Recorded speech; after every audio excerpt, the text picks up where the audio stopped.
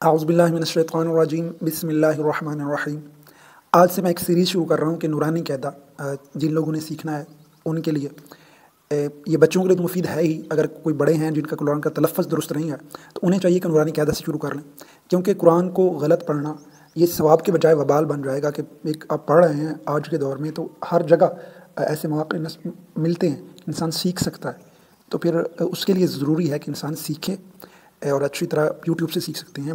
लाजमी नहीं कि आप मेरे ही चैनल पे हैं, मैं आप सिखाना शुरू कर रहा हूँ एक सीरीज़ के थ्रू, तो मुझसे सीखेंगे। मैं एक सीरीज़ चला रहा हूँ, इंशाअल्लाह फ़ायदा होगा। जिन लोगों ने सीखना है वो चैनल को सब्सक्राइब कर लें और शेयर भी कर दें। तो आज से हम शुरू करते हैं और 6 दिनों में ये तख्ती मैं मुकम्मल करवाऊँगा। पहली इनमें जो अल्फाज हैं वाज़ेह करके समझाने की कोशिश करूँगा। पहला लफ्ज़ है अलिफ़। अलिफ़, कुछ लोग इसे ना अलिफ़ पढ़ते हैं, तो सही लफ्ज़ जो है ना वो है अलिफ़, अलिफ़। और दूसरा लफ्ज़ है बा। बा, कुछ लोग इसे बा पढ़ते हैं, बा नहीं, बा। बा, आपके होंठ जो है ना थोड़े से अंदर की तरफ फोल्ड हो जाएंगे खुद ब खुद।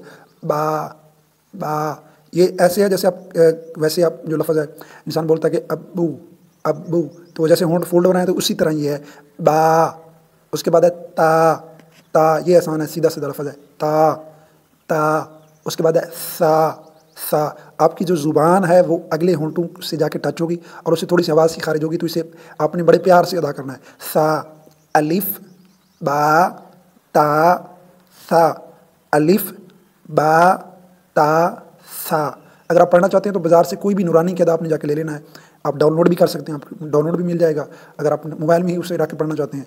अगर आप हार्ड में पढ़ना चाहते हैं उसे तो आप लेके रख लें, बच्चे घर में पढ़ते रहें उसे देख के, तो वो उनके जो तलफ़्फ़ुज़ है ना वो सही होना ज़रूरी है। कुरान सीखने के लिए, कुरान पढ़ने के लिए कुरान का तलफ़्फ़ुज़ सही तरह से सीखना और उसे सही तरह से अदा करना फ़र्ज़ है। वस्सलाम।